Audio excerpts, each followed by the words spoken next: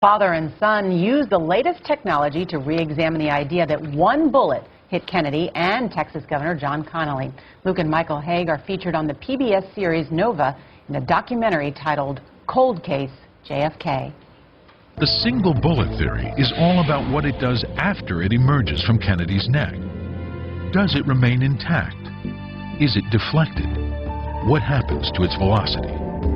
How fast was it going? That's important to know. What kind of damage can we expect it to do to another gunshot victim, such as Connally, or to the car? In these 3 feet, the space between Kennedy and Connally, lie the answers that prove or disprove the single bullet theory.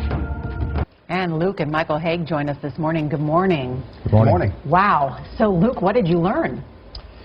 Well, it's easily demonstrable that one bullet can go through 2 people if you understand how this particular unusual bullet behaves and what it does after it leaves Kennedy's body. What kind of bullet and how does it behave? Well, here's the bullet, or an example of the bullet.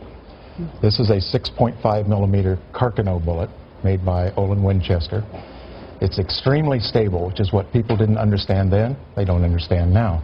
So it will go through a lot of material, and then when it comes out, it starts tumbling or going into yaw, and that's how it hit Governor Connally, in yaw. Explain and this the is yaw. important. That's the... Yaw is like a badly thrown football. A bullet normally flies true and straight. When this bullet emerged from Kennedy or any ballistic medium such as you saw a moment ago, it's now yawing and tumbling. And the entry wound in Connally is very important because it's the consequence of a yawed bullet. So it had to be a destabilized bullet from somewhere. So you do believe, Mike, that it was just one bullet? As far as the neck wound to the president and then the wounds to Governor Connally, absolutely.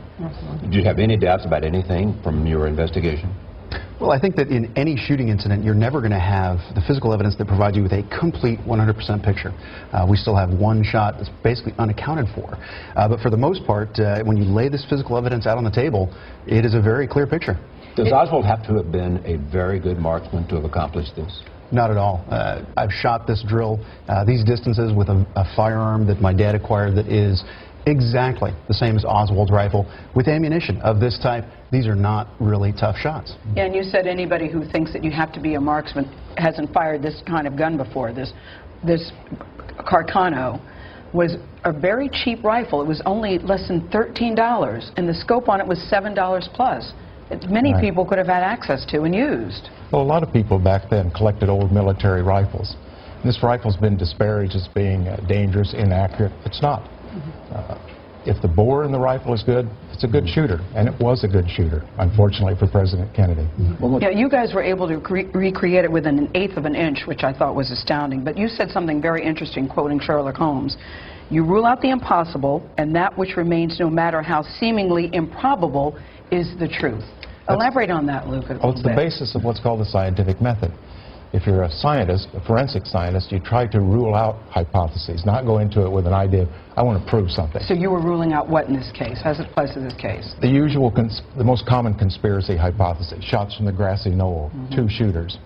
If a thoughtful person is willing to look at the physical evidence, that's step 1, and understand what that evidence is and what it's telling us, then you'll come to the correct conclusion. Physical evidence always supports the truth of the matter. I really think it's in our nature. We want to think there's more to it than just a loner, loser, deranged Marxist who hated his country and took an opportunity. There's got to be more to it than that.